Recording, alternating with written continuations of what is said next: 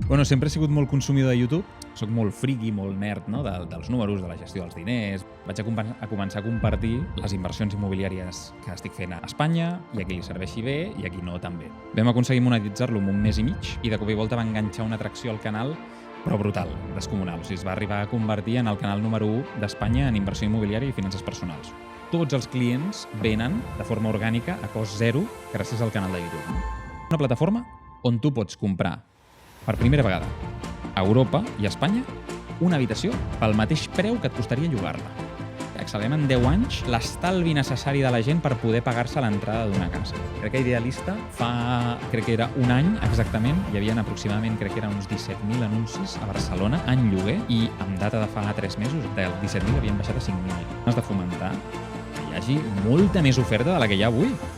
Si no, no baixaran els preus mai.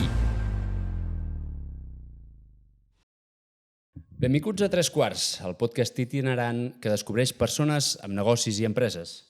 Com sempre, ens trobareu a YouTube, Spotify, Apple Podcast i podreu estar al dia de tot a través del nostre Instagram i TikTok. Marc Valls Estafanell, com estàs? Molt bé, Jordi. Això de l'itinerància cada cop ens porta més feina, crec jo. I els convidats ho pateixen. I al convidat d'avui li hem d'estar eternament agraït perquè la toca bastant més que nosaltres. Sort que ha passat per YouTube. Ens n'hem aprofitat una mica. I té uns mínims que la majoria de convidats estan anys junts. Llavors, doncs, bueno, gràcies. Exacte, només podem quedar les gràcies. Bé, veurem. Estem a Barcelona, estem en un espai que sembla, o sigui, és més gran que una habitació, parlarem d'habitacions i ens endinsarem. Parlarem d'habitacions. Parlarem d'habitacions. Sí? Som-hi, sisplau. Bon dia, bona tarda, bona nit. Són Tres Quarts. Som Tres Quarts.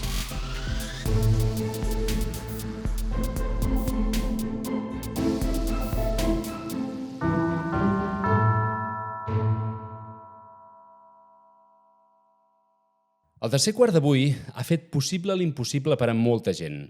Estem parlant d'una cosa tan popular i dificultosa avui dia com comprar totxo, un immoble, vaja. Però no una casa o un pis, sinó el que ens proposa l'empresa del convidat d'avui és comprar habitacions a través del seu portal web habitacion.com.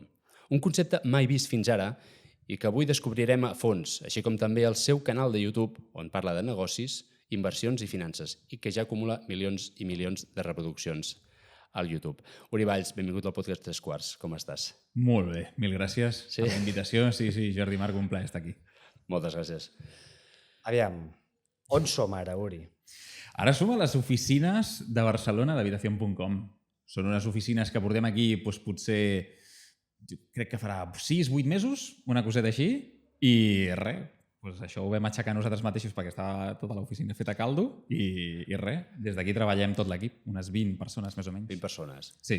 Quan veus, o sigui, 20 persones, van començar ja 20 persones o éreu... Com va començar això? No.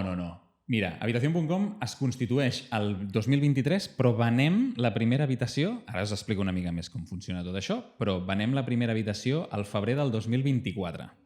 Vale? És a dir, que portem en realitat un any i pico, farà 2 anys, al febrer del 26. No?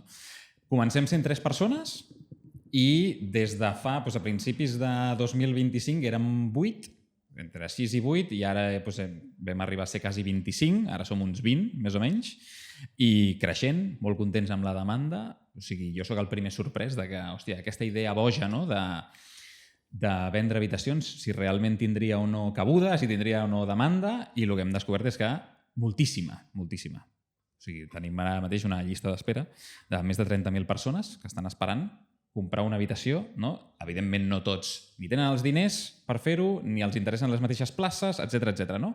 Però hi ha una demanda orgànica, només orgànica, de 30.000 persones, de moment. Fantàstic. Aviam, jo com a intro crec que espectacular per seguir amb el capítol, audiència. Llavors, per situar-nos tots, jo si et dic aquesta data, 14 de novembre de 2020. Hòstia. Saps de què estic parlant?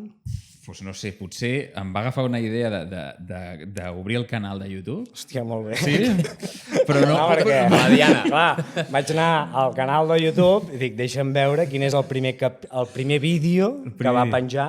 I efectivament era aquell perquè es veia molt primer vídeo. Molt primer vídeo, sí. Em fot una vergonya aquell, però... On comentes que tens 28 anys, que ets enginyer, que, si no m'equivoco, estàs vivint a l'estranger Sí. i que, bueno, que estàs sol en aquell moment, no? Perquè amb la parella fora, família fora, amics fora, i que, bueno, que estàs fart de parlar amb tu mateix, no?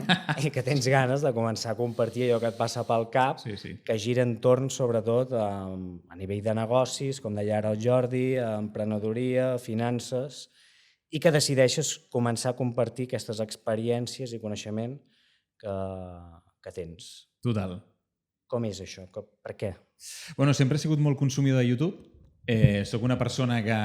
Soc molt friki, molt nerd, no? dels números, de la gestió dels diners, de tot això. I llavors sempre he consumit molta, sobretot, lectura, literatura al voltant de lo que és inversió immobiliària, gestió dels diners, com funcionen els mercats, etc. I, com us deia, era molt consumidor de YouTube. Seguia molts youtubers americans. Llavors, doncs, com estava a Suïssa, sol, m'agrada fer l'idiota davant de la càmera i pensava durant les meves tardes d'estar davant de les parets, no? Del pis allà a Suïssa solet, deia, hòstia, hem de ser una mica més productius. Aleshores vaig decidir, doncs, escolta, mira, vaig a començar a compartir les inversions immobiliàries que estic fent a Espanya, vaig a començar a compartir com gestiono jo els diners i a qui li serveixi bé i a qui no també. Va començar com un hobby absolut, o sigui, jo no tenia absolutament cap expectativa sobre el que anava a passar.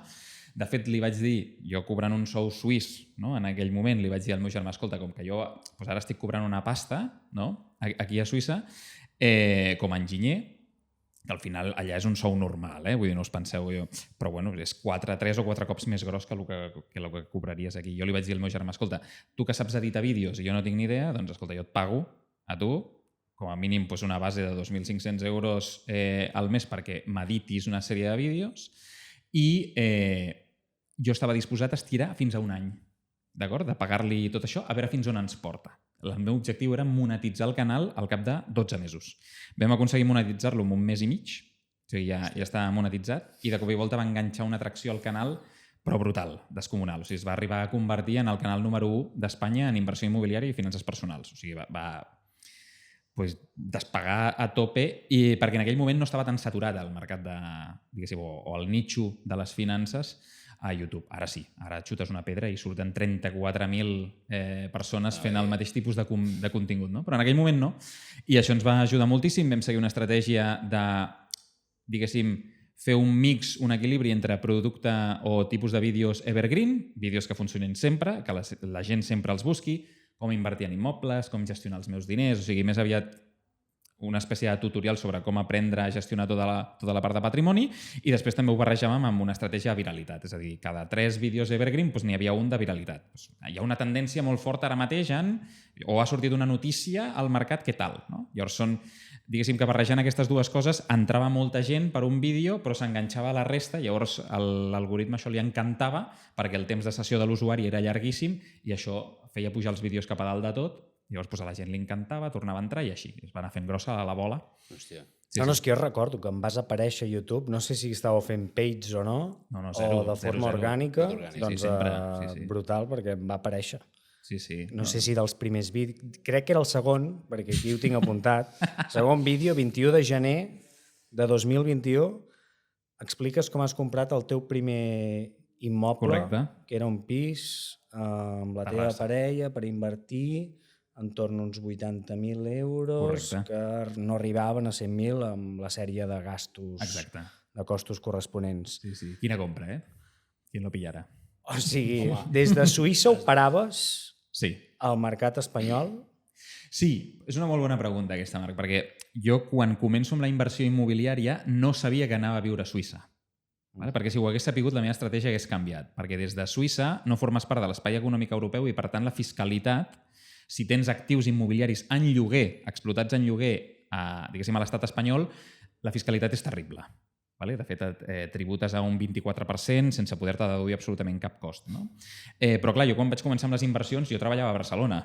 Va ser just després de començar amb les inversions immobiliàries que em va arribar una oferta laboral per anar-me'n a Suïssa.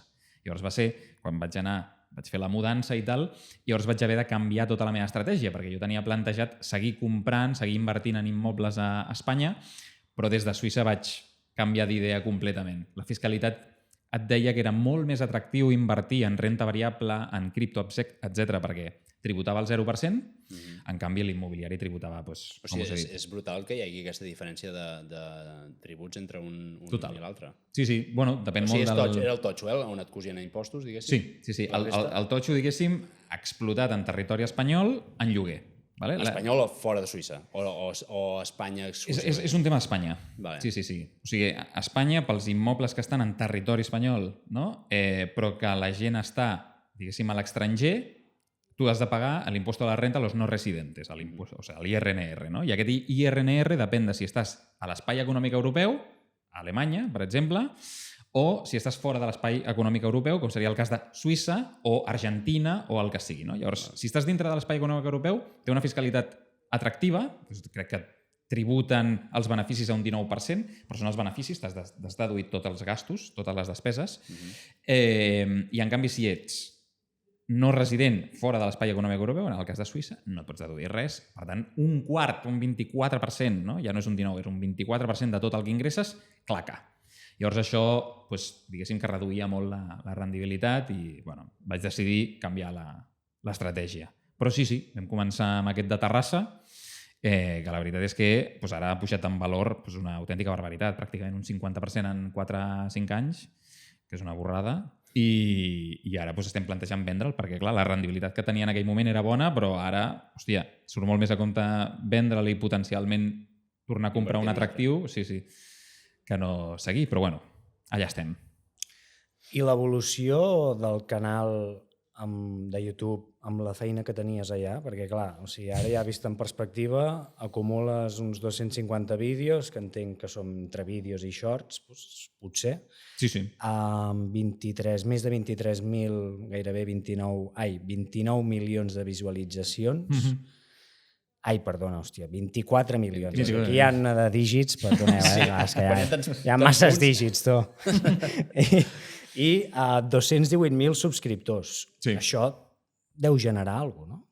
Entenc. Sí, en aquell moment, jo ho dic amb tota transparència perquè inclús està publicat a YouTube, però jo quan estava a Espanya treballant d'enginyer estava cobrant uns 36.000 euros a l'any, un salari bo per ser jove i estar d'enginyer, amb un pla de carrera crec que fins als 42 o una cosa així. I en aquell moment m'ofereixen anar-me'n a Suïssa per 4 cops allò. Llavors, evidentment, amb 27 anys, cobrant, 120 i pico mil, 130.000 euros a l'any, hòstia, era com la meca, no? De tots els enginyers, hòstia, fantàstic. Doncs jo m'estic, durant tot aquest any que us deia, testejant la monetització a YouTube, i arriba un moment, al cap d'un any, més o menys, una cosa així, que YouTube ja genera més que el que em genera el treball a Suïssa, no? Sense tenir en compte les inversions que jo feia i tal. De fet, està documentat a YouTube i ho comparteixo amb tothom perquè ho vegi. I és en aquell moment en el que em plantejo, hòstia, realment em surt a compte estar les dues coses, no? Perquè jo em tirava tots els caps de setmana gravant contingut i entre setmana treballant, no? Però clar, acabava amb el cap fregit. I arriba un moment en el que al final tu, per molt que et semblin molts diners, cobrar, en aquell moment, imagineu, jo amb 27-28 anys cobrant 130.000, hòstia, una passada, no? I és una passada com l'ésser humà s'acostuma de seguida. O sigui, a les 2 setmanes jo ja m'havia acostumat a aquell salari. A les 2 setmanes o al mes, no? Però és que això, a nivell de despeses, gastes percentualment. Tu cobres... Sí, però no tant. És a dir, diguéssim que en valor absolut estalvies molt més, no? Perquè estàs acostumat també a gastar... Bueno, i que potser el nivell de vida no és... O sigui, no hi ha la mateixa ràtio entre nivell de vida a Espanya, nivell de vida a Suïssa, sou a Espanya, sou a Suïssa. Correcte. Despeses et pugen, potser se't dupliquen en respecte a Barcelona, però el sou se't quadriplica. Per tant, diguéssim que la relació en valor absolut és que tu acabes estalviant molts més diners, no? I al final, que si vols anar-te'n de vacances, per molt que aquí estalvis un 50% del sou i a Suïssa un 50% del sou, és igual, en valor absolut tens molt més a Suïssa, no? I un vol a Bali et costa el mateix des de Suïssa que des de Barcelona. Per tant, pots fer moltes més coses, tens molta més llibertat, no? Com a individu. Per això sempre dic que és molt interessant, encara que els costos se't multipliquin, anar a viure a aquests països, no? I fer tot això. Però aquest és el moment, sí. O sigui, hi ha un moment en què plantejo fer aquest canvi, monto una estratègia que es diu el pont financer, que és bàsicament tenir un fons d'emergència, tenir certs fons d'ingressos que et cobreixin com a mínim els costos de vida i després una sèrie d'inversions per si això va malament, no? Que també t'aguantin. No? Té com aquests 3 pilars i quan tinc els 3 pilars fets faig el canvi i li dic al meu pare que, escolta, papa, que deixo lo de Suïssa, quasi es tira per la finestra, i començo amb lo de YouTube. I la veritat és que lo de YouTube es dispara encara més. No? Li puc dedicar tot el temps del món. És una cosa que disfrutes molt més que una feina. O sigui, jo a la meva feina m'aixecava pels matins i pensava, hòstia, quina mandra ara reunir-me amb aquest, amb l'altre, no? Fas coses que no tenen realment un propòsit, no? Que dius, hòstia. I amb YouTube no passa això. Amb YouTube fas el que t'agrada, la gent et comenta i diu que li encanta, no? I et saluden pel carrer, et donen la mà i diuen, m'has ajudat moltíssim. I això és meravellós. Això és meravellós. Sí, sí. Això no és un simple comentari. Jo sempre ho dic. A la feina, a la meva carrera com a enginyer també, m'han donat potser 2 vegades les gràcies. Exacte. Sí, sí. 2 vegades i he locutat 4 cops i m'han donat les gràcies 4 vegades. Vull dir que és molt poc agraït al sector industrial. Molt poc agraït. Totalment. 100% d'acord i, hòstia, a mi em passava el mateix, que al final tu estàs cobrant un salari més alt, però clar, jo en aquell moment estava ficat en projectes on venies projectes industrials, també en aquell moment, de diverses desenes de milions de dòlars o d'euros, és igual. Llavors pensaves, hòstia, jo he generat això. No? Que sí, que cobro molt, però clar, li estic generant molt més. Però bueno, això, a part d'això, realment era més un tema de què vull fer, no? O sigui, jo m'imagino amb 88 anys, no? Estirat en un llit, fet caldo i pensar, hòstia, i si hagués fet un canal de YouTube i no l'he fet? I vaig dir, hòstia, això no em passarà mai. O sigui, mai tindré aquest remordiment de no haver-ho provat, no? I per això vaig provar-ho. De la mateixa manera que ara estic muntant una startup, perquè també vaig pensar el mateix. Com seria, no? Muntar una startup? Com seria intentar canviar el sector, disrompre'l completament i tal? Doncs per això estem aquí. Resposta recurrent, eh? I aquest canvi, és a dir, deixes la feina de Suïssa, full time amb YouTube. el canal de YouTube, Sí. i de YouTube passem a habitacion.com. Com és? O sigui, què passa aquí exactament? Pues, quan ja el meu pare havia acceptat, no? Que jo era youtuber, no? I que, hòstia, que m'anava bé, que tal, de cop i volta, de tirar-se per la finestra a una acceptació de dir, bueno, tampoc li va tan malament. Llavors el torno a trucar i dic, escolta, que això de YouTube que està de puta mare, ho deixo també. I vas a fer una altra cosa, no? Quasi es torna a tirar per la finestra. No, però bueno, en aquell moment ja va confiar una mica més en mi, no?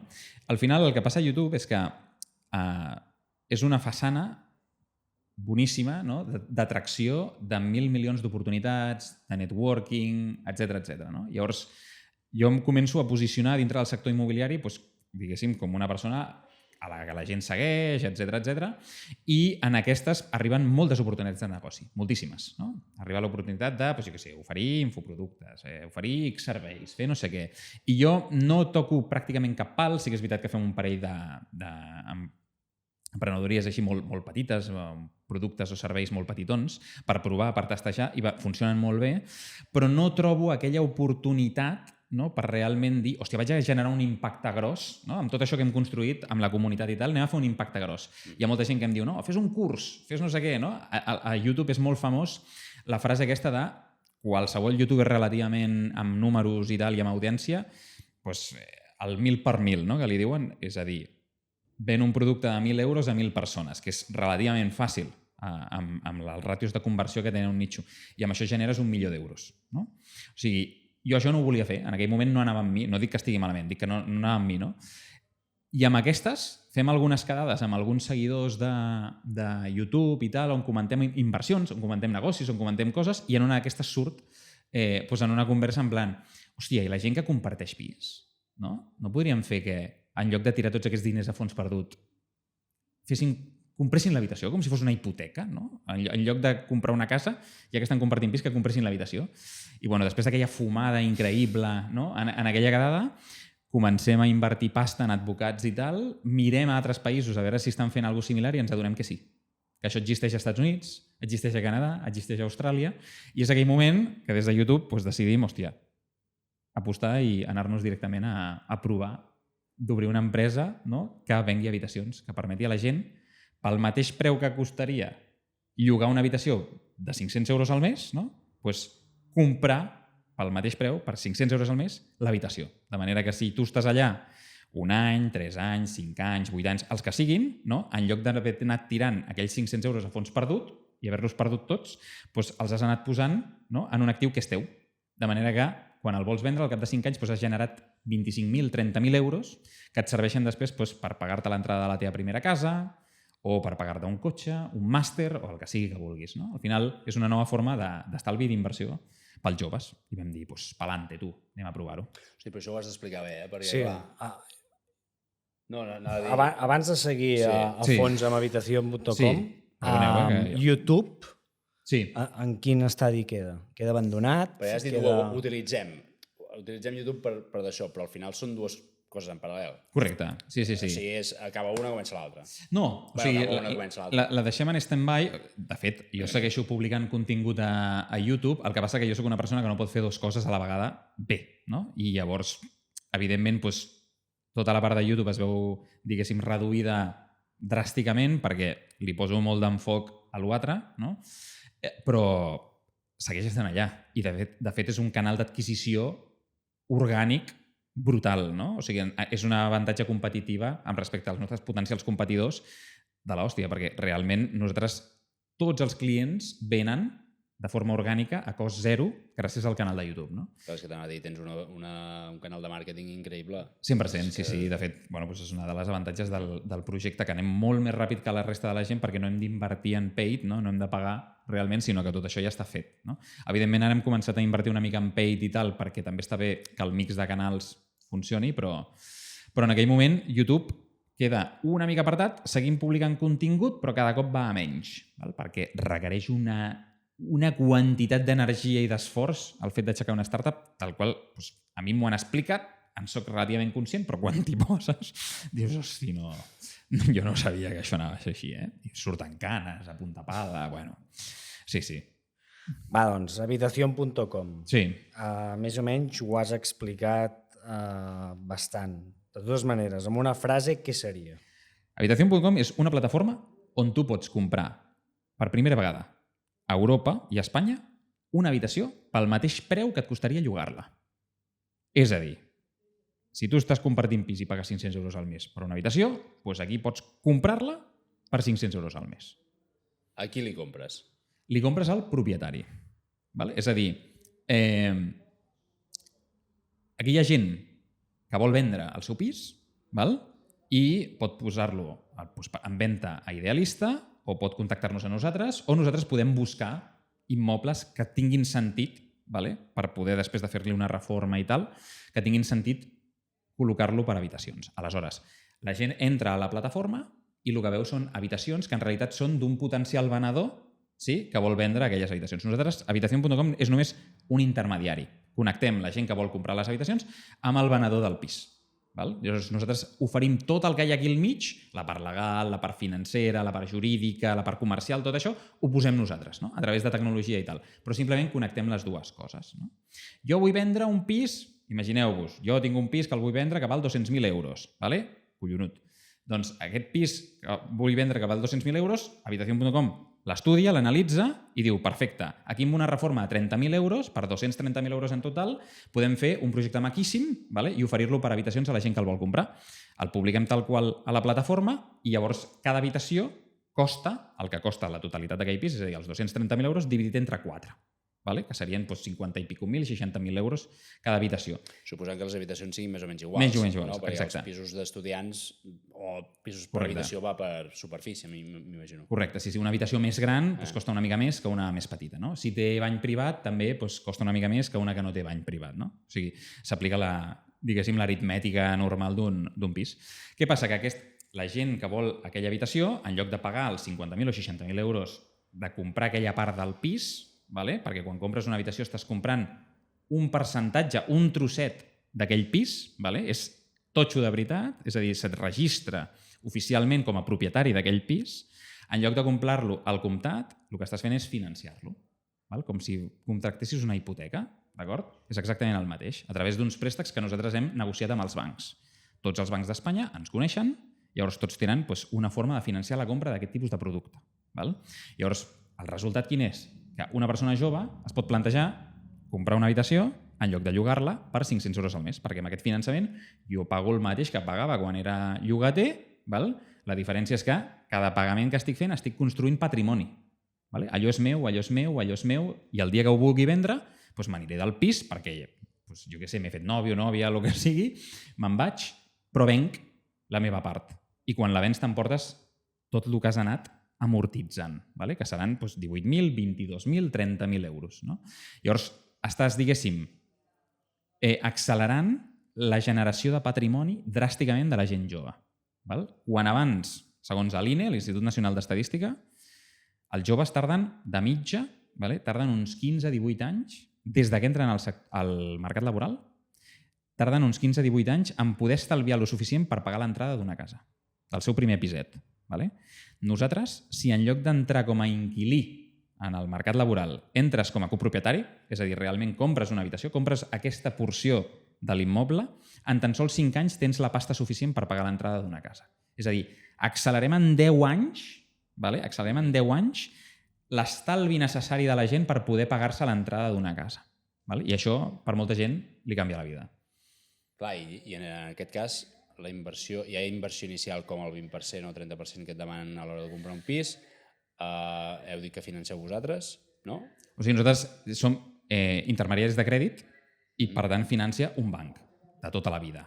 I el tema és, quan es fa aquest finançament? O sigui, es fa en el moment de la... O sigui, a quin termini, vull dir? Sí, sol ser, el més habitual és entre 10 i 12 anys, en funció del perfil creditici del client, no? I també les condicions. Els tipus d'interès són una mica més alts que els d'una hipoteca. Vale? Pues si la hipoteca ara mateix està en torn al 2 i pico 3%, pues això estem parlant que pot anar del 4 al 6, vale? En funció del teu perfil creditici. És més alt sensiblement, però la quota que tu pagues, el que estàs pagant, és igual o inferior a el que pagaries de lloguer. Val? Per tant, pel mateix preu, pues, hòstia, et fas propietari i no llogater, no? Perquè guanyaràs molts més diners. No? Llavors és una mica aquesta idea. O sigui, en 10-12 anys has liquidat... Tot i que pots vendre-ho quan vulguis. Això és com igual que quan tu contractes una hipoteca. Tu, si vols a l'any 2 sortir d'allà i vendre-ho, tu pots vendre l'habitació en qualsevol moment, li dones a un botó, tornem a publicar la plataforma, tenim 30.000 persones esperant, col·loquem un nou comprador, tu surts, et paga el teu, tornes al banc local i deus, com si fos una hipoteca normal. A mi el que no m'ha quedat clar és, jo sóc el propietari d'un pis i vinc a buscar-vos, habitacion.com... És una de les opcions. Sí. I vinc a buscar-vos per vendre-us-el? Sí. És a dir, llavors vosaltres el compreu i el reformeu plantejant-lo en clau d'habitacions. Correcte. No el comprem. Nosaltres no el compreu, som intermediaris. A tu et diem, escolta, Marc, tu vols vendre un pis, no? Perquè tu vols vendre... I què t'interessa com a venedor? Doncs m'interessa vendre'l a preu de mercat, no? I vendre'l ràpid, que és el que vol tothom. No? Jo em vull treure això de sobre. Llavors, jo vinc i et dic, m'interessa, te'l reservo. Val? Un cop te'l reservo, no te'l compro, sinó que el poso automàticament a la plataforma. Perquè si te'l comprés, jo hauria de pagar uns impostos i uns gastos que els hauria de repercutir. Per tant, això, al final, tota l'operació seria més cara pel client final. Per tant, no ho faig, sinó que ho publico directament de manera que la gent, si hi ha interessats, imagina't que del teu pis puc fer 3 habitacions, les publico, 3 habitacions, hi ha 3 potencials interessats que fan la reserva sobre aquestes habitacions, paguen sobre plano, vale? Ja sigui de manera financiada o al comptat o com sigui, paguen les habitacions i jo amb aquest capital, vale? Habitacion.com, que és intermediari, et compra a tu el pis, fa la reforma que hagi de fer i entrega les claus a les 3 persones. Vale? Tot aquest procés dura una mitja d'uns 2 mesos i mig, 3 mesos. Vale? Més o menys, des que tu compres fins que t'entreguen l'habitació. Pregunta, fins que no hi ha totes les habitacions... Bueno, dius que hi ha una cua de 30.000 persones. Sí. Entenc que passa poc temps, això, però fins que no hi hagi totes les habitacions amb interessats no es pot fer aquesta operació, no? O sigui, nosaltres el que sí que... és una bona pregunta. El que sí que fem és, si per exemple de les 3 habitacions només trobéssim 2 interessats i faltés una tercera, vale? Nosaltres sí que, com que tenim temps i previsió de veure això, ens financiem nosaltres com a habitacion.com, si veiem que no trobem un tercer, la comprem nosaltres i la tornem a vendre, vale? Al mercat. Quan hi hagi un interessat. Exacte, quan hi hagi un interessat. Sí que passa pel nostre, diguéssim, pel nostre balanç, per així dir-ho, però com que nosaltres podem veure i ens podem finançar amb temps, doncs ho fem així. Vale? Llavors, no posem l'operació en risc, vale? I la tirem endavant igualment. De totes maneres, com bé deies, això ha passat poques vegades, perquè hi ha tanta demanda que al final la gent, doncs, si no trobem un, col·loquem un altre. No? Feies una pregunta abans de si hi havia necessitat de posar una entrada. No? Hòstia, he de posar 5.000, 10.000, 20.000 euros per comprar una habitació. La realitat és que no, tu et pots financiar al 100%. ¿vale? El que passa que si finances al 100%, doncs la quota evidentment puja. Com tot, no? Aleshores, sí que nosaltres a l'inici de tot el projecte, com que teníem tanta demanda, hem posat un filtre de solvència per no enganxar-nos amb els perfils menys solvents i declarar-nos no, en d'això i tancar l'empresa. No? Llavors, el que hem fet és demanar sí o sí una petita entrada del 10% als inicials. Ho dic perquè si la gent entra a la web dirà hòstia, si demanen un 10%, que sapigueu que el producte permet financiar el 100%, però que hem posat un 10% com a mínim per saber que la gent que entra doncs és ja una mica solvent i no ens donarà problemes. Vale? Un 10% que no arriba a uns 10.000 euros, no? Perquè les habitacions... Depèn de l'habitació, exacte, però pot anar des de... Què estem parlant, exacte? Doncs el preu d'una habitació és el que val el pis al mercat dividit entre el número d'habitacions. Així de fàcil, no? Si el pis val 200 i hi ha 4 habitacions, cada habitació val 50. O sigui, tal qual, És la regla que feu. Aritmètica total. O sigui, això és matemàtic. Vale? Nosaltres no ens inventem el preu. Ve un tassador i diu, senyors, aquest pis al mercat val en aquesta zona, amb aquest estat, no? Val 200. Per tant, si tu tens un 25%, tu un 25% i tu un 25% i un 25%, doncs cadascú val 50. Vale? Així és com es fa. D'acord? I això el que permet és, diguéssim, una claredat i una transparència absoluta en quant a preus, en quant a si de pagar alguna mena d'impost al comprar una habitació, que es paga transmissions patrimonials, perquè estàs adquirint, diguéssim, un immoble de segona mà, doncs pagues la part proporcional, tot va a la part proporcional. No? És exactament el mateix que si compressis un pis amb la teva parella o un matrimoni. Quan un matrimoni compra un pis, compren els dos el 50% en proindivís, que es diu. En el registre de la propietat és el terme tècnic. Diu, doncs fulanito i fulanita han comprat el 50% en proindivís. Doncs aquí és exactament el mateix, és el proindivís, però en lloc del 50% és el 33%, el 25%, el que sigui. La diferència és que en lloc de comprar alguna cosa que és amb la teva parella, compres o amb els teus amics, compres inclús amb desconeguts, no? Però no firmes una escriptura de compra-venda i ja està, sinó que firmes a la notaria un marc legal robust que té un contracte de copropietat que et blinda, et protegeix els teus interessos en relació amb els altres copropietaris i també firmes un contracte de servei amb Habitación.com, on nosaltres definim absolutament tot el que fem per tu en aquell pis. Et gestionem els subministraments, et gestionem el pagament de l'IBI, de la comunitat, de les residus, et gestionem el tema de la neteja, ho fem tot, no? O sigui, és com un servei 360, ho fem tot per tu. Llavors tu vius allà com si visquessis de lloguer, no? Perquè no fas, diguéssim que no gestiones absolutament res, però nosaltres cada mes et anem dient ei, aquest mes has tingut aquests gastos de llum, aigua, gas, no sé què, internet i tal, i això ho fem nosaltres per tu. Vale? I ja està. Hem parlat sobretot de la posada en marxa, diguéssim, d'un immoble, sí. Però el model de negoci exactament quin seria? Habitación.com té un fee, una comissió de transacció. A cada venda que fem, nosaltres com una agència immobiliària, cobrem una comissió a cada una d'aquestes compraventes, que és una comissió fixa, que va des de a 3.900 euros a cada una de les habitacions que nosaltres venem, i també, si s'ha de fer una reforma al pis, nosaltres facturem la reforma, que es divideix entre cada una de les habitacions, però nosaltres tenim proveïdors de reforma de cada una de les places de Barcelona, de Madrid, de València, d'on sigui, no? I fem la reforma si s'ha de fer. I després cobrem també aquest fee recurrent de gestió cada mes, que el pots pagar anualment si vols, però bueno, diguéssim que... És com si fos una mica d'un renting, no? Bueno, un renting, És com un administrador de finques, que et gestiona les comunitats de veïns, és el mateix però dintre del pis.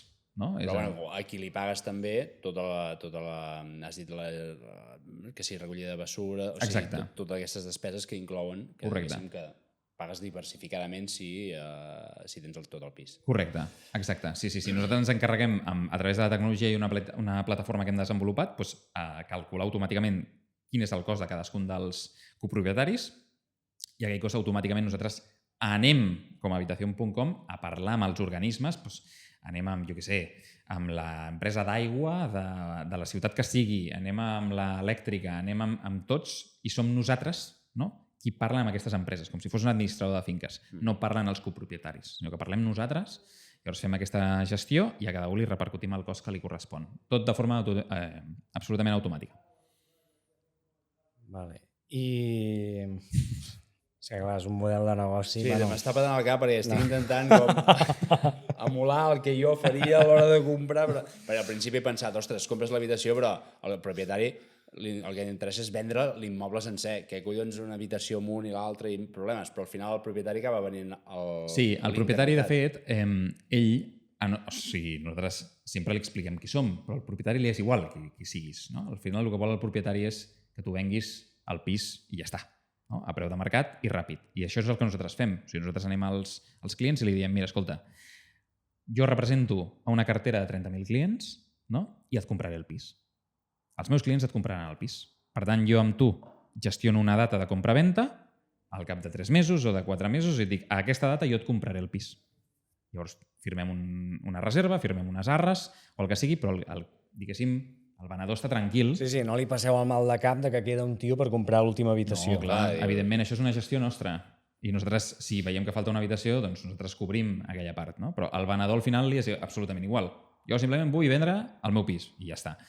També és veritat que no sempre és així, que nosaltres també anem a buscar els immobles. És a dir, no necessàriament haver un venedor que vulgui vendre i ens vingui a nosaltres, sinó que nosaltres també tenim un equip d'analistes gros que el que fan és tot el dia mirant oportunitats al mercat i si veuen alguna que és interessant, doncs van a parlar amb el venedor i li diuen ei, te la reservo, vale? I nosaltres automàticament, en menys de 48 hores, aixequem tot el projecte, és a dir, mirem si s'ha de fer una reforma, publiquem els renders, és a dir, totes les imatges de com quedaran les habitacions i les publiquem a la plataforma. I diem, gent, si us tenen interessats en aquesta habitació, en aquesta habitació o en aquesta habitació, costen X, Y i Z i s'entregaran en 3 mesos. Llavors hi ha gent que automàticament, jo la vull, la reservo. Quan dius mirar el mercat, què estem parlant, per exemple? D'entrar Idealista? Estem parlant de tots els portals immobiliaris, Idealista, Fotocasa, Habitaclia, Pisos.com, Milanuncios, etc. Tenim una xarxa de més de 13.000 agents immobiliaris amb els que col·laborem i després tenim moltíssims partners locals, fons immobiliaris, etc., que estan a les diferents places, inclús banca, no? Que tenen els seus propis fondos immobiliaris o actius immobiliaris que volen vendre. Tenim tota una xarxa de potencial deal flow, que es diu, no? Que són oportunitats que et van caient. Llavors, de cada 75 actius que passen per sobre la nostra taula, n'ofertem un. O sigui, imagineu-vos el nivell d'escrutini que hi ha. Vale? De cada 75 n'ofertem un. Llavors, i a tot això llancem moltes ofertes, però imagineu-vos la quantitat de feina que hi ha en realment analitzar si aquests immobles serveixen o no serveixen, si compleixen amb normativa o no compleixen amb normativa, si seran, diguéssim, tindran sentit a nivell habitacional o no, perquè potser trobes una oportunitat de l'hòstia, però està a les afores d'una ciutat i allà, diguéssim, que la gent per compartir pis no voldrà, no? Tot això ho mirem, no? Llavors, primer tenim un algoritme que mira tot això i després hi ha una part, diguéssim, més qualitativa humana que et dona el xec final i diu vinga, llancem oferta. I de totes les ofertes, després, només t'accepten una o dues de cada 10. O sigui que és un treball constant. Molt filtre. Sí, hi ha molt filtre. Exacte. Què ha sigut el més complex fins ara? Al principi era trobar l'oferta. És a dir, teníem molta demanda, no? Nosaltres vam publicar aquesta idea d'Habitación.com quan no teníem absolutament res a YouTube i vam dir, a veure, estem aquí amb aquesta idea loca, no? I anem a veure si això funciona. Expliquem la idea per YouTube i només de YouTube en aquell mateix dia ja s'apunten a la llista d'espera com 5.000, 7.000 persones, una cosa així. Perfecte. Problem Solution Fit, check. O sigui, això funciona. Ara ens posem a muntar-ho i el problema que teníem era molta demanda al principi i poca oferta. Per tant, el repte el teníem en trobar pisos que valguessin pel model. I després el que va passar és que hem aconseguit escalar tota la part d'oferta i ara el repte que tenim és, diguéssim, caçar aquesta oferta amb la demanda en el moment concret en el que la demanda ho necessiti. Què vol dir això? La gent, al sector habitacional, quan tu busques una habitació, la vols avui. Jo vull entrar a una habitació avui o demà. No? És raro o que me l'entreguis en 6 mesos o 7 mesos. Jo ja m'hauré buscat la vida. Vale? Per tant, tota la gent que ve l'hem d'anar reciclant constantment perquè estigui molt calenta. Perquè la gent, un lead, un interessat que t'entra fa 6 mesos ja està fred. Ja s'ha buscat la vida, no? Etc. Llavors, hem d'anar reciclant constantment, que aquesta gent sigui solvent, és a dir, hem d'augmentar l'escoring de tota aquesta demanda perquè la majoria de gent diu que vol habitacions però no se les pot permetre, és a dir, el seu perfil creditici no és acceptat pels bancs, això estem parlant que és més d'un 70%, que és una borrada, i llavors hem de, una, millorar les condicions bancàries, que ho estem fent. Quan més volum tenim, més anem baixant som capaços d'apretar més els bancs, que ofereixin producte més interessant, i a la vegada trobar gent també més qualificada. No? Llavors, això és un treball de generar atracció, més volum, cada cop les condicions seran millors, cada cop més gent entrarà, o sigui, quan més temps passi, millor ens va. Llavors és això. Ara estem en aquesta tessitura de combinar les dues coses. I després el més difícil també, evidentment, és aixecar una startup dintre d'un sector hiperarcaic com és l'immobiliari, on és mega ineficient, hiperregulat, no? Amb un model tan disruptiu on tothom, quan li expliques, clar, al principi era no, això no, és impossible que funcioni, no, esteu bojos, no, això no va. I això, jo em vaig tirar pràcticament 2 anys picant a les portes dels bancs, en plan, escolta, ajuda'm a financiar això. No. I després parles amb un despatx d'advocats i diu, bueno, si ho enfoques així, ho podem fer, perfecte. Després amb això vas al banc, després amb el banc tornes a un altre despatx i vas fent una bola on al final hem acabat amb un marc jurídic hiperrobust, no? Que, acorde a la regulació actual, no té absolutament cap fissura i el que podem fer és, ara sí, fotre-li gasolina i començar a enganxar això. No? Sense la por de pillar-vos els dits a nivell jurídic. Exacte. Clar, sí. Però això ha costat. Clar. Ha costat, però una de temps, fotre-li allà hores i hores i hores i no. O sigui, el que diuen que l'emprenedor és resilient, no? Per naturalesa, jo estic 100% d'acord. O sigui, sense resiliència no anàvem enlloc. Però enlloc, És una barbaritat el que ha costat. Però bueno, un cop ho has fet, aixeques el que el món de l'emprenedor es diu una barrera d'entrada, perquè si un altre ha de fer el mateix, ha de passar per exactament el mateix camí que passaré jo. Clar, és que és el que anava. O sigui, aquesta robustesa jurídica no ha obert camí a la competència, a la possible competència. Hi ha hagut 3 copycats. Hauria de fer-ho pel seu compte. Clar. De nou. Exacte. Hi ha hagut 3 copycats a Espanya. Copycats és una empresa que et copia el model i intenta fer el mateix i no han funcionat o no estan funcionant. Perquè clar, veuen que hi ha molta demanda, perquè nosaltres generem molta demanda, però una cosa és que tu tinguis demanda d'un actiu, l'altra cosa és que jurídicament, comercialment, financerament, els bancs, els despatxos, els notaris i tothom t'acceptin el model i ho facin bé. A nosaltres ens accepten ja perquè tenim ja tracció, tenim històric, ho estem fent bé, hem tingut 0 problemes jurídics en aquest aspecte, no? Però clar, quan ve un nou, ha de passar per exactament el mateix problema que vaig passar jo, que vaig tirar-me 2 anys lluitant i pagant-me amb tothom, no? O sigui, aquí el cicle ha estat 2 anys de buscar, de greixar la maquinària i dius que 7-8 mesos d'execució, no? Sí, exacte. Sí. I no només això, sinó que després has de trobar la demanda també, perquè clar, nosaltres tenim sort i tenim un canal de YouTube, que és un altaveu gegant, que capta clients en orgànic sense necessitat, diguéssim, d'invertir en paid, però un potencial competidor sí que ha de gastar pasta per donar-se a conèixer, no? També ho pot fer en orgànic com jo, però em refereixo que no és l'habitual.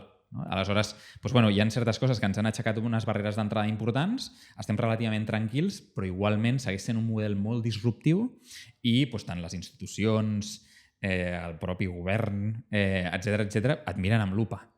Vale? Llavors... Ja, que no trepitgis fora de lo legal. No? Exacte, sí. Sobretot, evidentment, lo legal per nosaltres ja està fora de la conversa, perquè nosaltres ens hem deixat una pastizal insultant en advocats i tal perquè tot estigués bé, però és més també per un tema, ja sabeu que a Espanya qualsevol cosa que estigui relacionada amb el sector immobiliari escolta, és supersensible, no? Qualsevol empresa que faci negoci amb el sector immobiliari són uns especuladors terribles, no? I costa molt explicar, no, escolta, aquest model serveix perquè els joves, en lloc de compartir pis i palmar pasta punta pala, no, puguin entre 4 o entre 3 comprar el pis entre ells, pagant el mateix que pagarien compartint el pis, però que tot això es quedi a casa. I que tota aquesta pasta els hi serveixi per després fer un salt, comprar-se alguna més gros, etc. Quan comencen a veure la missió social, diuen, vale. I llavors es va relaxant, però igualment costa la divulgació. I la competència, doncs, no està acabant de funcionar precisament per al component jurídic.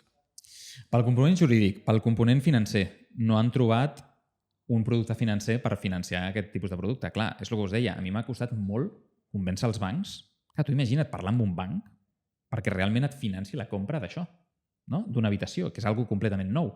Hi havia bancs que deien, no, sí, jo t'ofereixo una hipoteca, però com a banc vull que la hipoteca tingui com a garantia no l'habitació, tingui tot el pis, no? El que es diu la garantia solidària.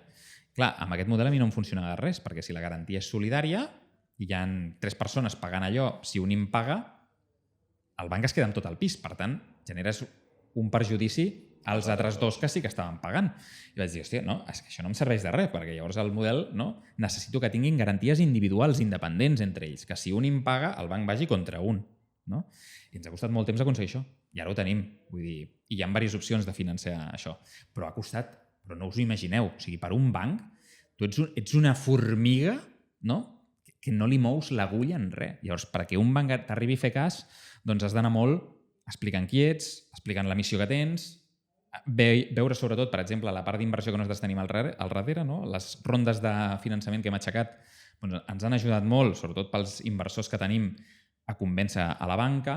És a dir, és un camí on hi ha 1.000 milions de variables que totes han d'empujar en la mateixa direcció. O sigui, és difícil. Aprofitant que dius finançament, heu aixecat ja 2 rondes. Sí. Una al 2024, pre-seed.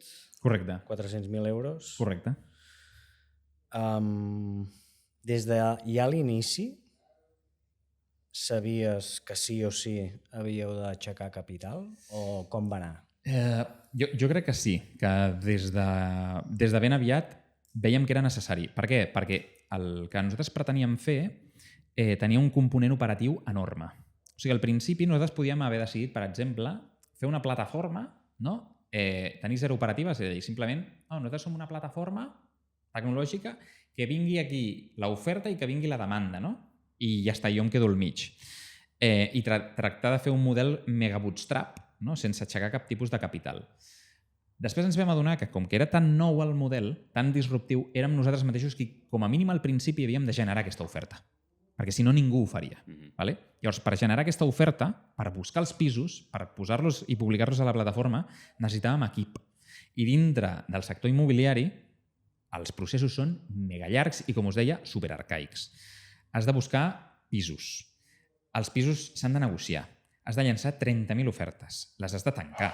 Has de llançar contractes d'arres. Has de negociar les clàusules. De cada un dels contractes, amb cada un dels venedors. Quan les tens tancades, has d'aixecar un projecte de reforma. Vale? Pressupostos. O sigui, tot això que us estic explicant són diferents empreses. Que doncs nosaltres ho fem tot. Vale? Llavors, veient que després de les reformes havies d'aixecar els renders, després publicar-ho, després financiar-ho, després entregar-ho i gestionar-ho a posteriori. No? O sigui, són moltes coses i vam dir, hòstia, necessitem tant, vam fer un pla de negoci i vam dir, necessitarem X capital com a mínim per tenir un equip core, no? Com a mínim el nucli dur que permeti fer tot el procés de principi a final. No? I per això ens va costar tant, ens va costar tant en quant a ronda, haver d'aixecar això i prendre la decisió de dir, hòstia, bueno, doncs em dilueixo una mica com a emprenedor, però creu alguna cosa perquè també vull anar ràpid. Aquesta és l'altra. Jo puc anar molt lent, però de cop i volta, si a mi em ve un altre fondo immobiliari que té 1.000 milions de vegades més capital que jo i decideix fer el mateix, se'n menja, m'adalanta per la dreta, però vaja. I per això també vam decidir aixecar el capital per anar més ràpid. Llavors això ens ha permès, des del febrer de 2024 a data d'avui, haver venut unes 200 habitacions, més o menys.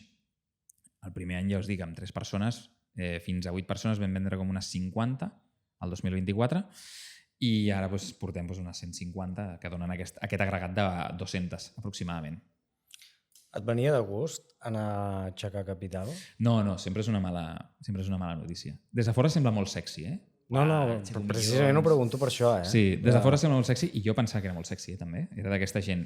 Però quan ho vius en primera persona sempre és una mala notícia, perquè estàs donant un tros de la teva empresa a canvi de capital, sí, i de gent que confia en tu, sí, però passes a tenir jefes, responsabilitats, exigències, no? És responsabilitat penal sobre el capital dels inversors. Per tant, si jo no em cenyeixo el business plan que els he dit i de cop i volta faig el que em dóna la gana, puc anar a la presó.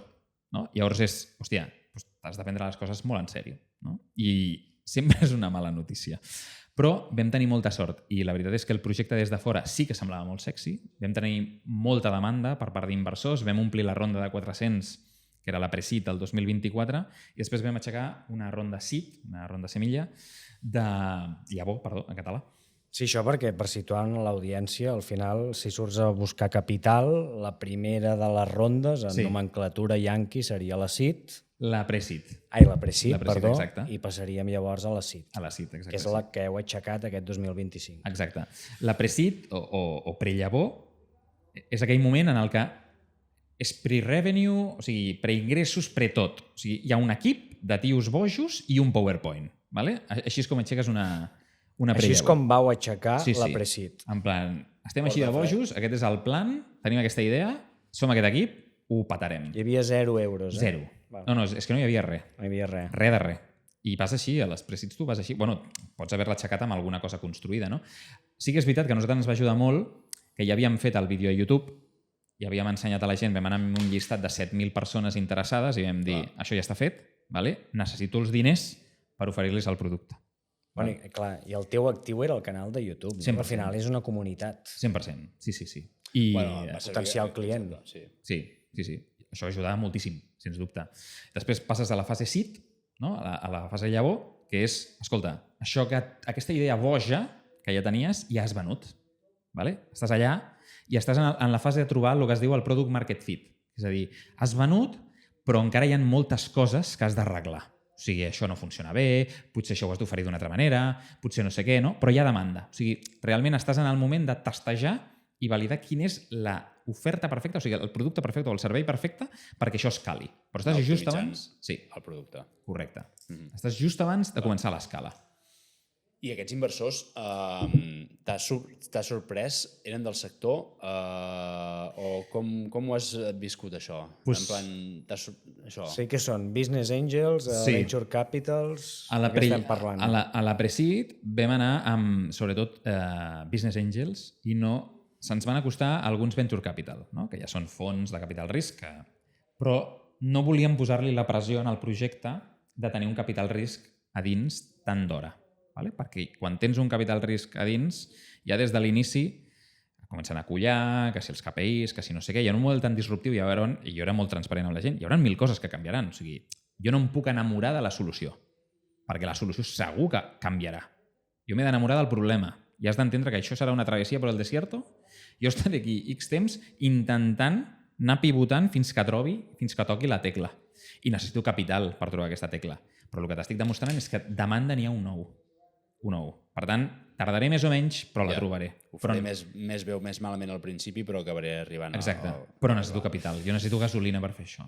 Llavors, a la Pre-Seed hi ha Business Angels només, entra un petit Venture Capital, però molt petitó, amb un tiquet molt petitó, i a la Seed hi ha un lead investor, que és un venture capital més gros, i llavors ens acompanyen altres fondos també, i algun family office. Que entenc que aquests business angels, alguns també han venut companyies, no? Molts. Vale. Bueno, que llavors també estàs cobert, que no s'ha de dir, ostres, ara entra un venture capital aquí i no sabem què fer. No, al contrari. No, exacte. Tenen els ous pelats. Aquesta és la... Sí, 100%. Que saben quines clàusules, tal, com... Perquè en definitiva, la propietat, tu, en aquest cas, i la resta de socis no sortiu mal parats. Totalment. De fet, ens sentim molt afortunats amb l'Anna, que és la meva cofundadora, super afortunats perquè el tipus d'inversor que ens entra és un inversor del sector, un inversor que creu molt, amb moltíssima experiència. Jo tinc dream investors, no? D'aquells que diuen, ojalà m'entri aquest. Doncs n'han entrat alguns d'aquests, no?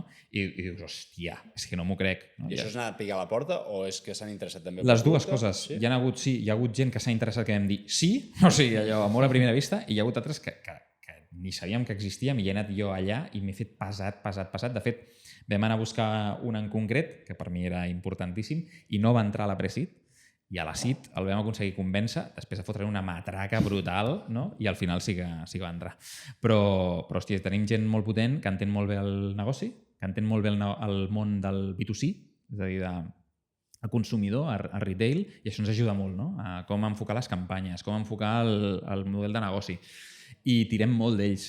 És a dir, a cada dubte que jo tinc, escolta, que aquí seria el que ha posat pasta, que m'ajudi, i sóc molt pesat, i això ens ha anat molt bé.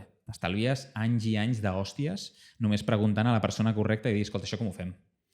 No, doncs això ho has de fer així i així, perquè jo ho he fet 37 vegades ja. Bé, i al final també els interessa donar-te ja amb la bona resposta de bones a primeres, perquè sap que així es funcionarà el negoci. I li interessa, evidentment. Següent ronda a l'horitzó? Bueno, ens ho han preguntat molt. De moment ara estem, després d'aixecar la Seed, que va ser de 1,3 milions, ara estem bé en quant a caixa, llavors el que estem intentant és tocar la tecla. Llavors estem buscant una mica l'eficiència i la rendibilitat per fer un negoci. És a dir, per no vendre fum i voler aixecar una altra ronda simplement pel fet d'aixecar una altra ronda, sinó, escolta, vull vendre més, vull vendre millor i amb un equip robust i petitó. ¿Vale? I quan sigui capaç de demostrar això, llavors aixeco el que faci falta perquè podré aixecar-ho a una valoració molt més alta perquè ja t'hauré demostrat que puc fer-ho i això em permetrà diluir-me molt poquet, aixecar la gasolina que necessito per si vull escalar-ho molt. Però hi ha gent que automàticament ja pensa en la següent ronda sense haver trobat el market fit. Jo estic molt passat en trobar el market fit. És a dir, ara estem venent, sí, hem venut 200, sí, però les hem hagut d'emputxar. Llavors jo el que vull és arribar en un moment en el que sempre haurem d'emputxar, però que no les haguem d'emputxar tant. Vale? Que la gent ja ho conegui més, que vagi entrant, saps? Que t'ho agafi. Quan el mercat t'ho agafa i no ets tu qui ho emputxa, aquest moment és màgic. Vale? Aquest és el market fit. No? Llavors vull trobar una mica, com a mínim, aquestes senyals abans d'aixecar alguna cosa. Quan dius emputxar, comercialment? Comercialment. Perquè ara mateix, abans a l'inici comentaves l'estructura. Sí. Quan sou exactament? Pues ara som uns 20, més o menys. Crec que som 20 o 19. I quan dic emputxar em refereixo a que tu al final tens molta demanda, però aquesta demanda no significa que siguin compradors. Són interessats, no? Que s'han apuntat, que ens han deixat les seves dades de solvència, d'estalvi, cronològicament els tenim ordenats, o sigui, estan esperant les nostres notícies, no? Però quan li dones la notícia, en plan, doncs mira, tu que t'interessa Sabadell, tinc aquestes habitacions a Sabadell. Hòstia, són molt cares. És el que hi ha, jo no m'invento els preus. Vull dir, és el que val l'immoble i l'habitació val això. Hòstia, doncs no m'ho puc permetre, no? Doncs emputxar em refereixo, convèncer-lo, perquè, hòstia, però mira, això funcionaria així, això funcionaria així, pensa tu, això té un procés de maduració, no?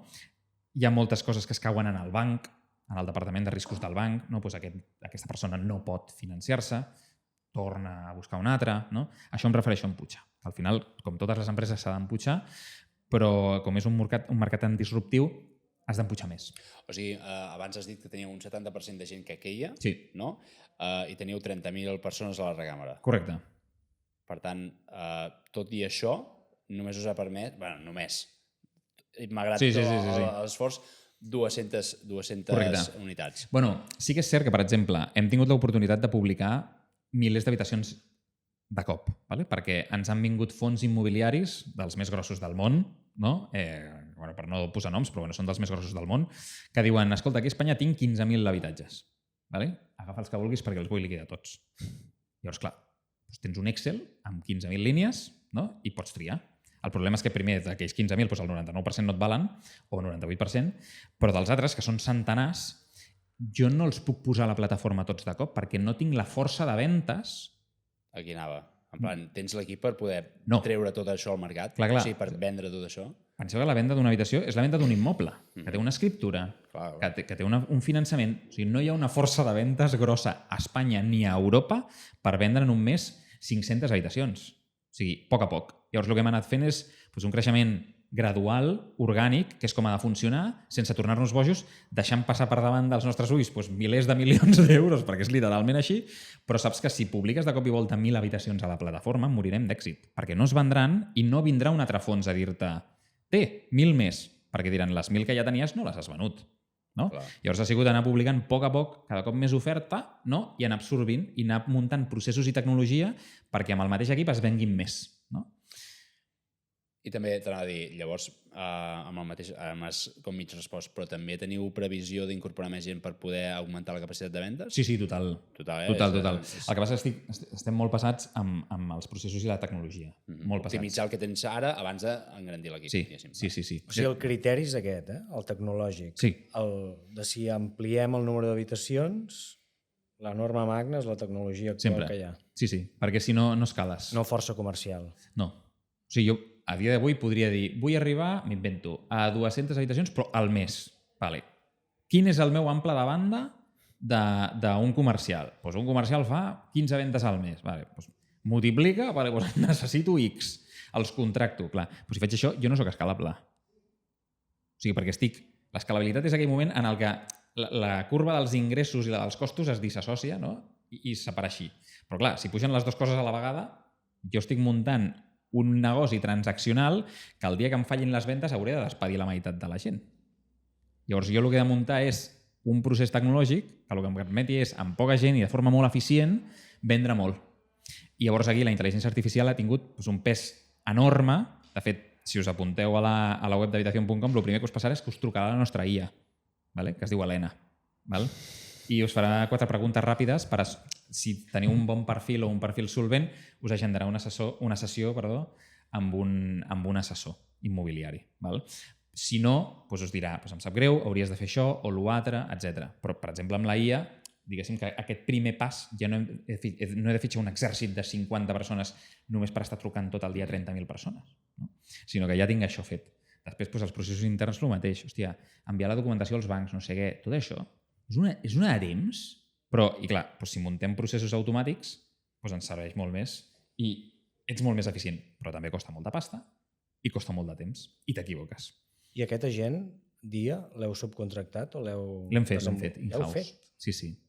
L'hem fet in-house. Al final podreu acabar venent un agent dia... Bueno, això és el que fan moltes empreses, sí. A dia d'avui nosaltres tenim un procés... No? Sí, tenim un procés... Acabarà sent... Sí, el tenim muntat i de fet és perfectament...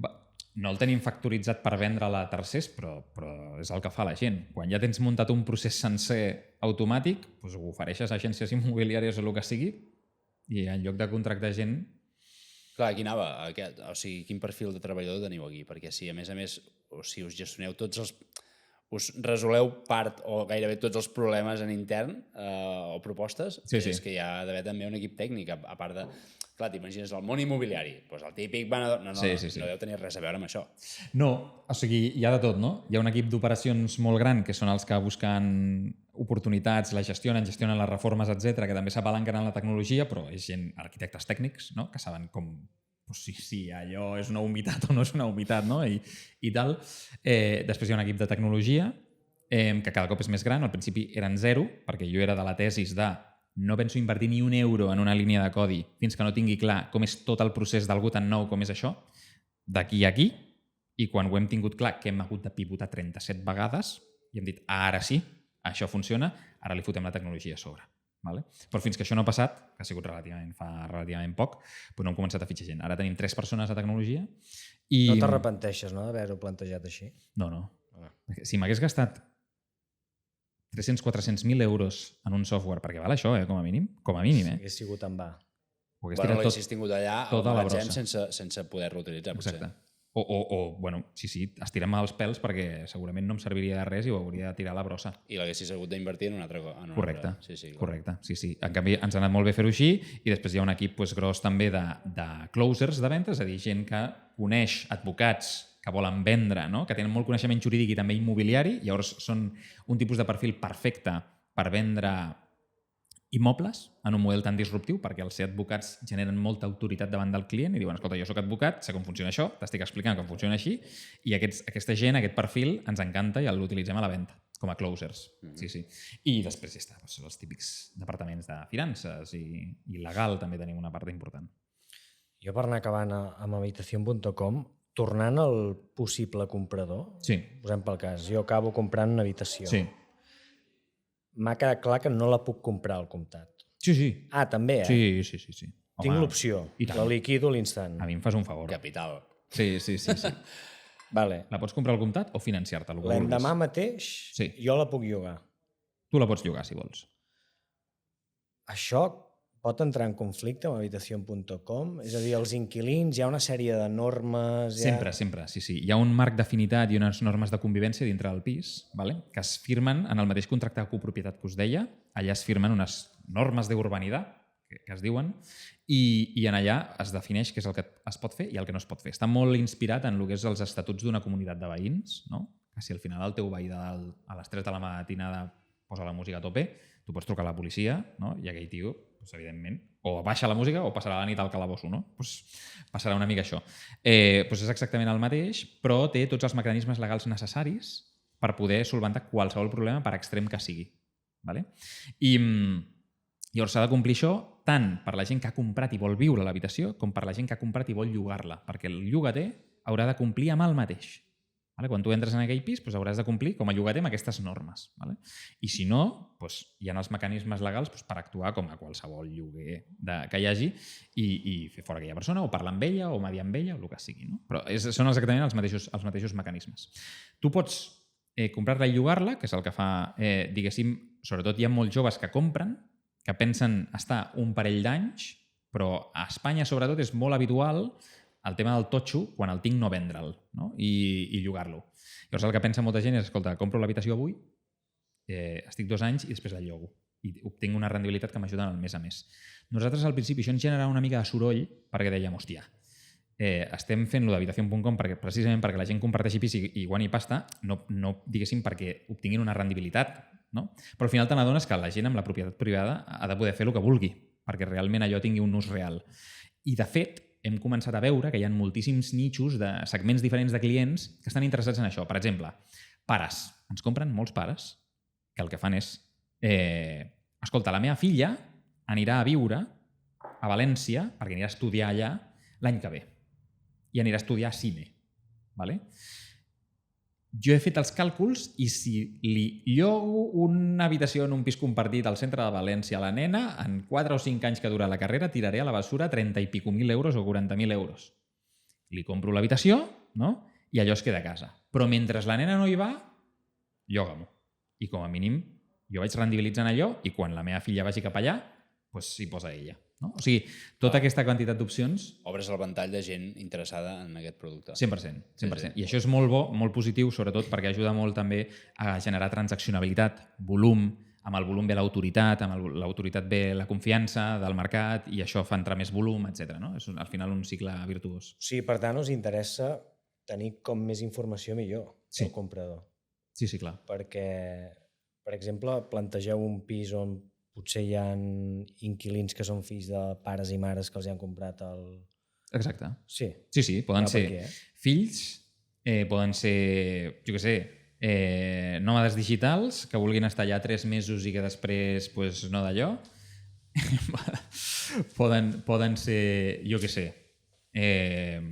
directius d'empreses, executius, que el que venen, per exemple, és a, jo què sé, ens diuen, jo viatjo cada mes, no? Jo soc de Madrid i viatjo cada mes a Barcelona i em deixo una quantitat de pasta ingent, però ingent, en bookings i Airbnbs a Barcelona. 1.500, 2.000 euros al mes.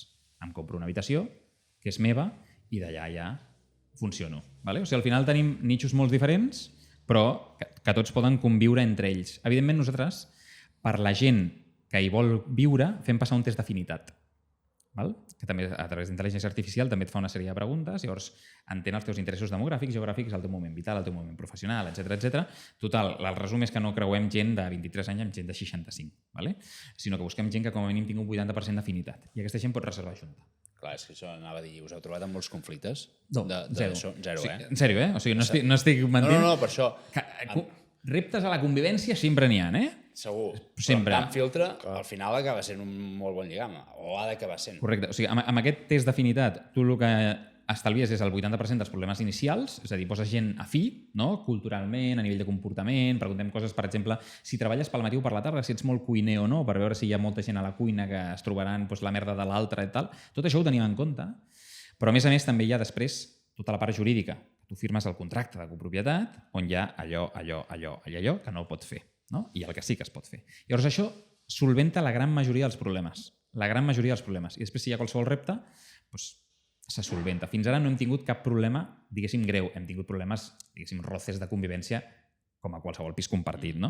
Però que s'han solucionat en una setmana o 2, inclús sense la nostra intervenció, en plan, escolta, parleu i solucioneu, que sou adults tots, i ja està. O sigui, al final estem contents. I amb la selecció d'inquilins no interferiu? Sí.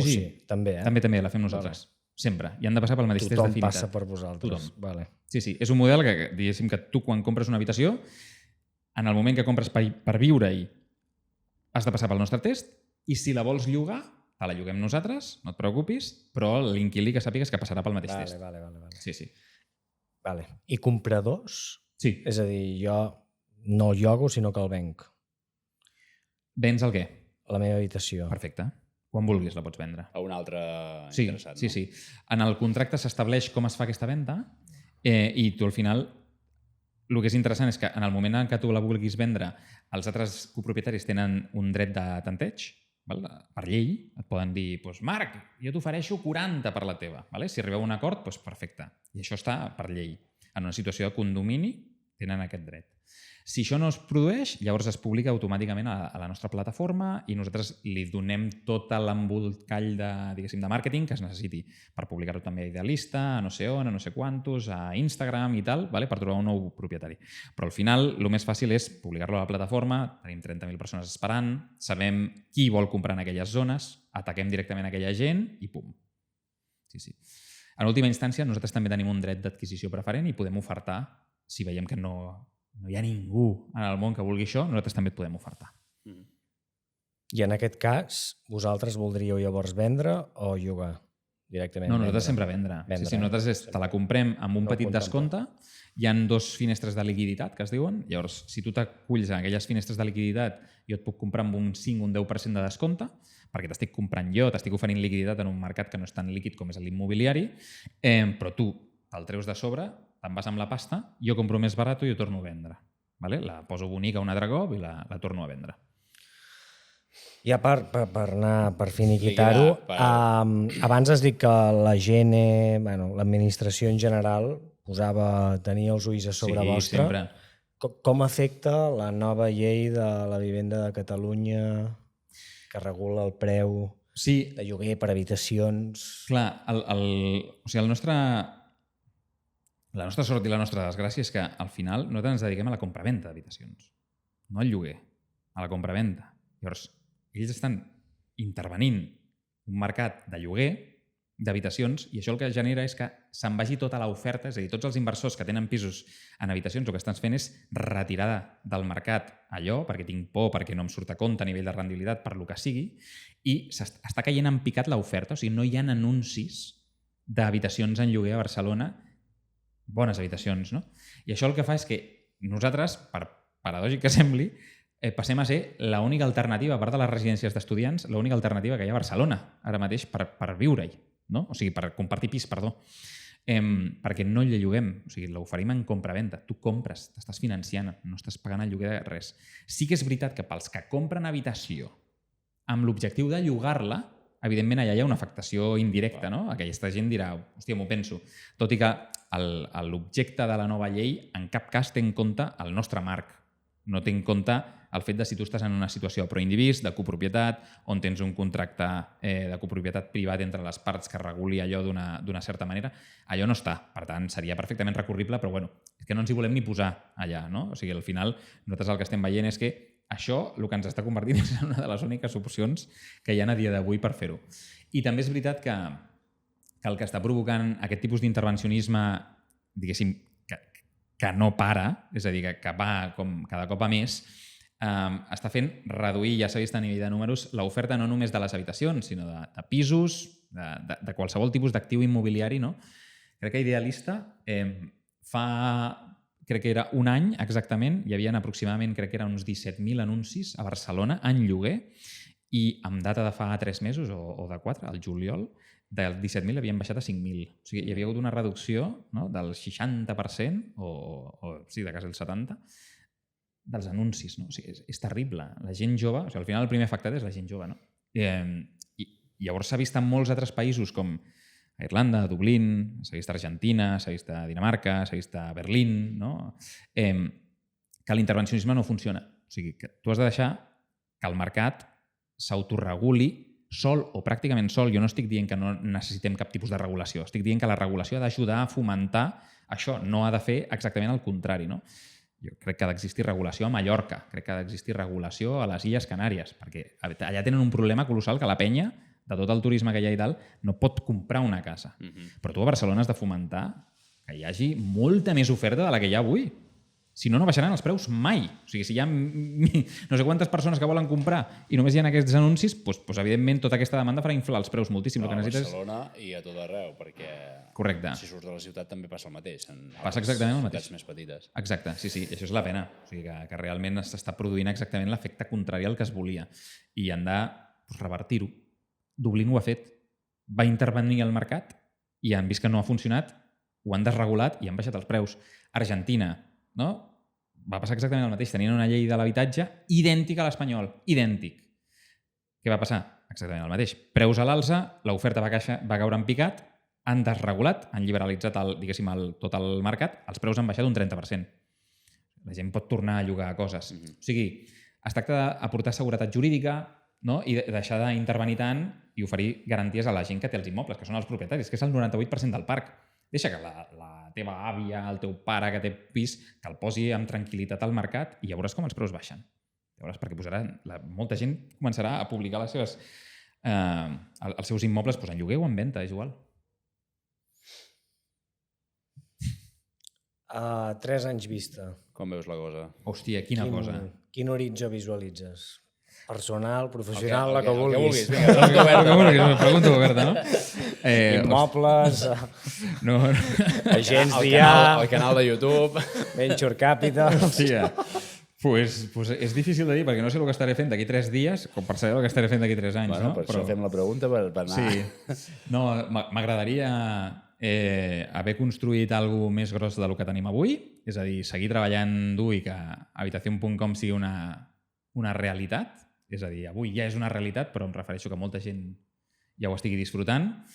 A mi m'agradaria disfrutar una mica més també de la meva vida personal, a part de la professional, és a dir, passar més temps amb la meva parella, plantejar si vull ser pare o no vull ser pare, totes aquestes coses que a dia d'avui només per estar tot el dia allà intentant treballar ni et planteges, plantejar-ho i disfrutar una mica més del camí, que moltes vegades no mirem lo suficientment enrere i veus tot el que has fet fins que no és massa tard, no? I és important anar celebrant a poc a poc. Llavors, d'aquí 3 anys, això, vivint una mica millor del que visc ara, la veritat. Esperem que es compleixi. Ja a la tercera o la 6a temporada ja veiem si... El segon capítol que fem amb tu... Allà estarem. Ja estarem a una altra oficina. Sí, exacte. Sí, fantàstic. Ojalà tingueu raó. Hòstia, molt bé, Uri, doncs, escolta'm. Un plaer. Un plaer. Mil gràcies per oir-nos a les vostres instal·lacions d'Habitación.com aquí a Barcelona. I amb tu, Marc, ens veiem al proper episodi. Som-hi. Mil gràcies, nois. Va, fins la propera. Adéu. Adéu.